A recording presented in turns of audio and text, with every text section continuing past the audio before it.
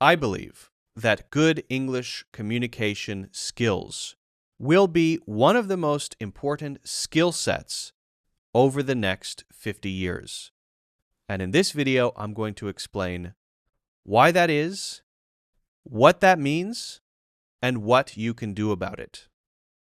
Now, first, let's just agree that English is the international language, the global language. And that's not going to change anytime soon. There are reasons why it won't change, but it's not going to change. So let's just agree on that.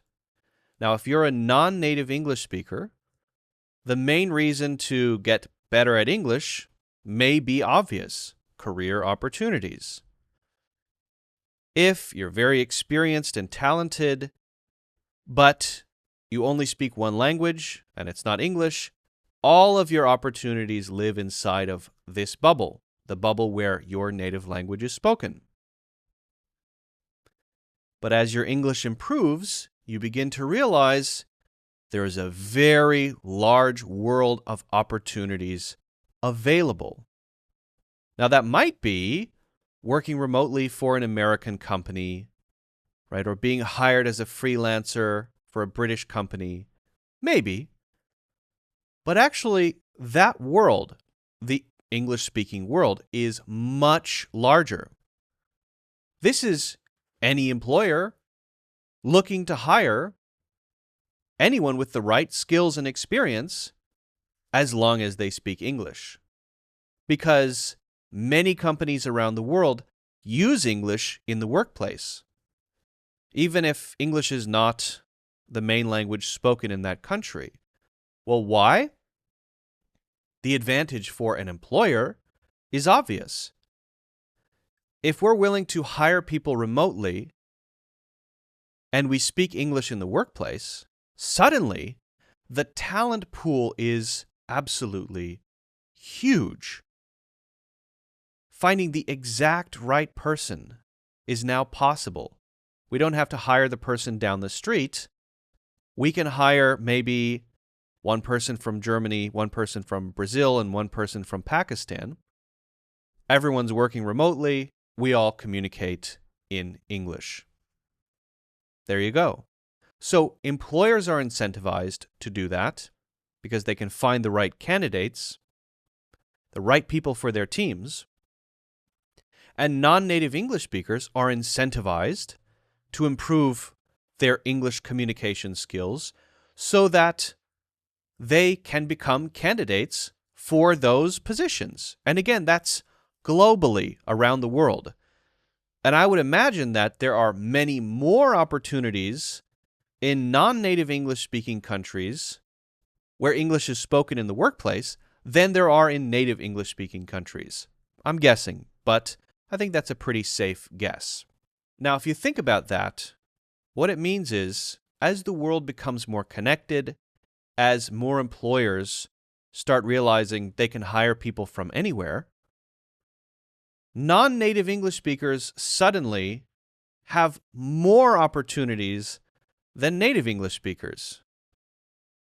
Yes, because now you have all of those opportunities in that bubble we talked about, and globally, wherever English is spoken in the workplace.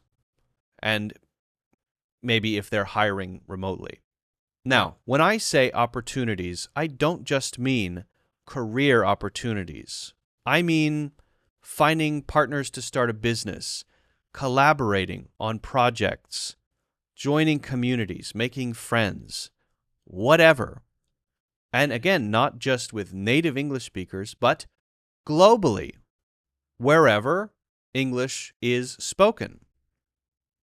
You can connect with someone who doesn't speak English natively if they speak English and you speak English. You can communicate in English. And that's amazing. That's cool. So the better you are at using it, the better you can communicate your thoughts, persuade, right? Clarify, and get to know others, and perhaps get stuff done, and perhaps make money as well. Now, I think sometimes we think of English as an American thing or a British thing or a Canadian thing or whatever. But it is way past that point. Hip-hop is a good analogy. So hip-hop arose out of a subculture in the Bronx, in New York City, but it's not that anymore. That's where it came from, but it's not that anymore. Hip-hop is a global phenomenon. You know, there's Korean hip-hop, and nobody can say that it's not hip-hop. And because it's so popular, we can't say that, well, that's Korean hip-hop, it doesn't count. No. At a certain point, something becomes so common, ubiquitous, popular, that it's kind of owned by everybody. And everyone has a right to use it as they want. And they don't have to refer back to anything and say, does this count? Right? Am I doing it right? No. Singaporean English, Japanese uses a bunch of English words as part of the language. All over the world, you find interesting hybrids that sort of combine English with a native language somewhere, and you get these sort of interesting hybrid languages that have maybe the grammar of one language with English kind of mixed in, English nouns and verbs mixed in. But then when it comes to the workplace, an interesting, simple English that people can use to clearly and effectively communicate with each other. And this all happens naturally. So all this is to say, don't get better at English for no reason. Be a better communicator in English because it is sort of the gateway or portal to this world where English is spoken, which can provide more opportunities for work, for connection, for friends, for learning, for whatever, that simply aren't available if you don't use and understand English. And again, the better you get at it, I think the richer it gets and the more your opportunities increase. And I think this trend is only going to increase, right? The world is only going to become more and more saturated by the English language. And again, I don't mean to say American culture there. I just mean the English language. Maybe we'll have to change its name and call it something else, but it will be the same language, basically. Now, that's kind of the first part.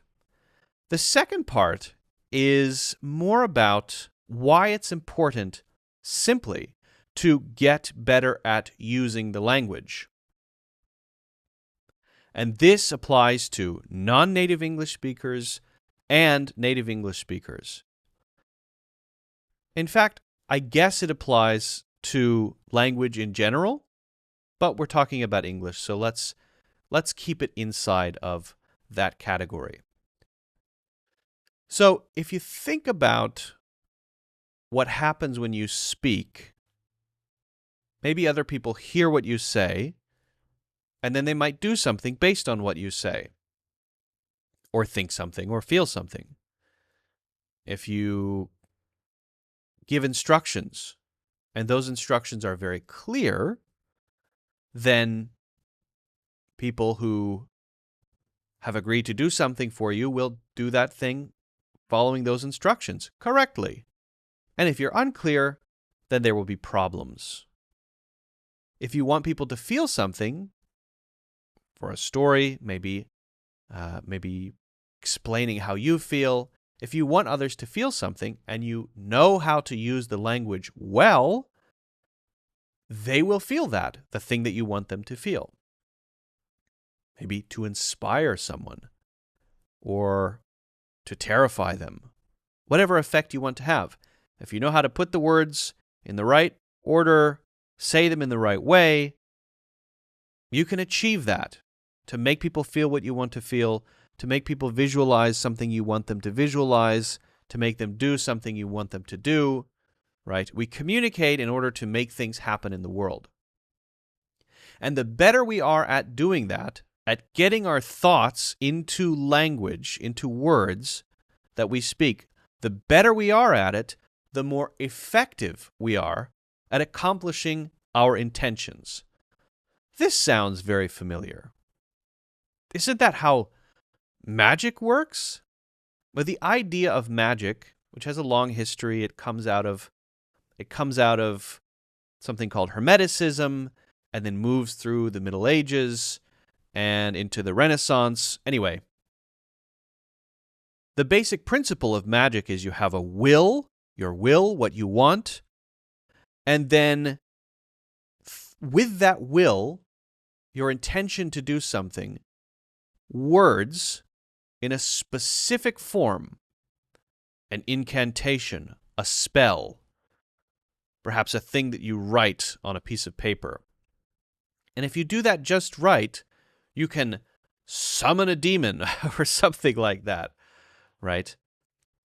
Think of that scene from Harry Potter where Ron is trying to make the feather levitate and Hermione comes to help him because Ron says, Wingardium Leviosa.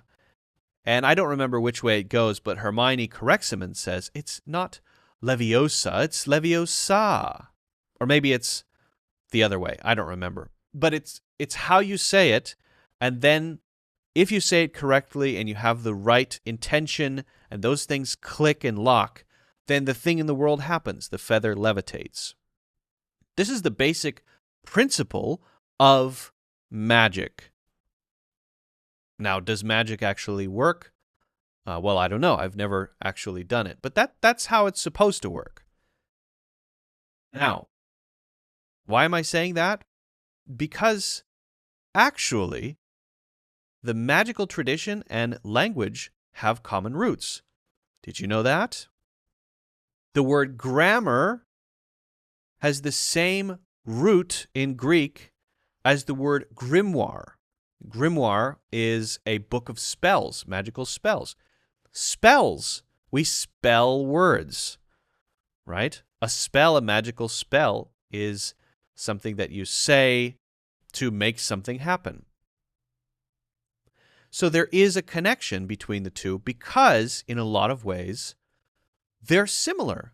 There is a similarity. And if you think about it, again, if I state what I want very clearly, other people are going to do it well. But if I'm not very clear, then they won't do it well. They'll be confused. So it really comes down to what I want to happen and how I express it. Now, to bring this to reality, when you're giving a presentation, when you're telling a story, when you have a disagreement, when you're giving instructions, when you're trying to be funny, when you want to manipulate people, you may be more or less successful depending on how effective you are at turning your thoughts into words. Not just the words, but also how you say the words.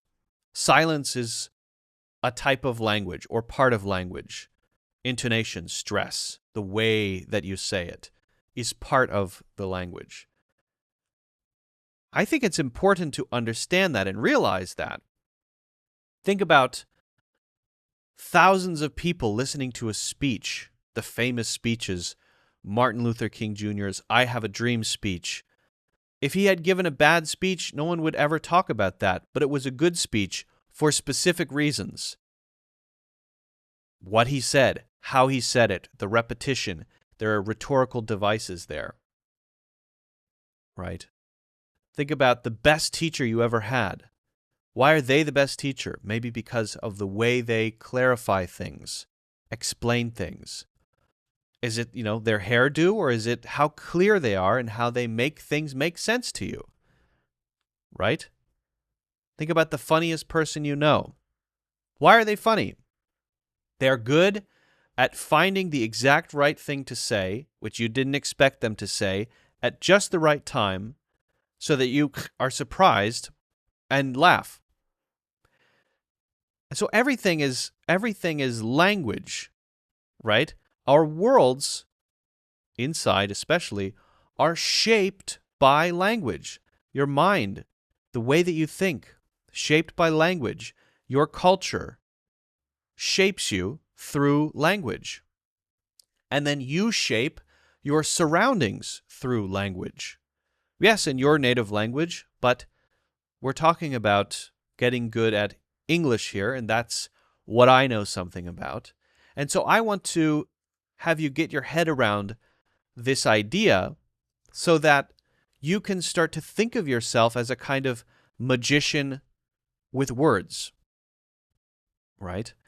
And to sort of convince yourself that this really matters. The better you are at communicating your thoughts, the more effective you can be in everything in your life, the more opportunities you have, the more persuasive you can be, right? It's really like a superpower. Now, good English doesn't mean necessarily using advanced words. I should say, what does good English mean? It doesn't mean using advanced words, in my opinion. In most cases, it means being clear, making sure that people can understand what you mean. But in general, I would say it just means if you have an intention and you try to express that intention to others, are you successful? If you wanted people to do something and they did it successfully, then that's good. Then you've used the language successfully. Your English is good, right? If you wanted to maybe get an interview and you sent a cover letter and your cover letter was very well written and then you hear back from them, well, it's because your cover letter was well written, clear. You said the right things. You were successful.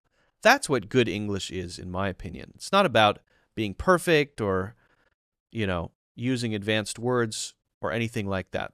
That can be useful in some cases, but it's not the definition of good English. Now, another piece of this is the AI piece. AI, artificial intelligence, continues to get better and better and better. And what I've noticed using it a lot is that the more carefully I write a prompt or give instructions or explain what I want or provide feedback, the better the results tend to be.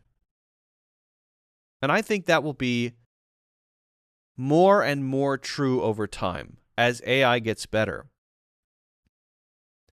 There are people who are building websites using AI tools that write the code for you, building apps with things like Cursor, which will write the code for you, and you simply describe what you want, what you're trying to achieve. So this is an interesting world where all you have to do is state very carefully and clearly what you want, and then the AI makes it happen, makes it real. So then it comes down again to how good you are at communicating. You're once again taking something from inside your mind, your imagination perhaps, and converting it into words, and then those words become real. In the same way that, we try to convince people of our viewpoint, we have to clarify what we want to ChatGPT or Midjourney or Cursor or whatever tools we use in the future. Or agents. We might communicate with an agent, and we have to state clearly what our goals are, how we want them to be achieved, in order to effectively achieve those goals with maybe an AI agent. So it again comes down to language. And that's, I think, besides the career opportunities thing, besides being persuasive, that's, I think, one of the most compelling reasons to get good at expressing yourself in English. As we begin to rely more and more on technology, artificial intelligence, the only skill that will really matter will be how clearly we can express the things in our minds. And I believe that the imagination will become extremely important in the future. If you're good at imagining something, right, and you can really visualize it and you know what you want it to look like and do, that is a unique thing happening in your head. Well, the only thing that really matters now is how well can you say that, right? So I think we're moving into a world of imagination and language. And I think English will be the main language that we need to use to communicate effectively with the AI. And I think that's going to tie into the earlier points that I said too, because we'll have this global language that everyone uses to some degree that ties into the things we may want to create or do. And so when we're communicating with our AI agents or the AI tools we use, probably it will be best to use English to do that. At least right now that's true. I'm not sure if that will be true in the future, but I think it will. So, I don't know, does that sound scary, that world, or exciting? I think it's exciting. A world where the only things that really matter are how well you can imagine and how well you can articulate your thoughts. Sounds pretty cool to me. Sounds like an exciting world, but I can see how that could be a scary world too. I don't know. I don't know if it's scary or exciting, but I do believe that over the next 50 years at least, being able to express yourself well in English will be a very high in demand skill. And if I haven't convinced you of that by now, well, then I don't know what to say. Fine, cool. Let me know what you think. If you haven't already done so, don't forget to hit the like button and subscribe. Get a free course in the links in the description, and I will see you in the next one.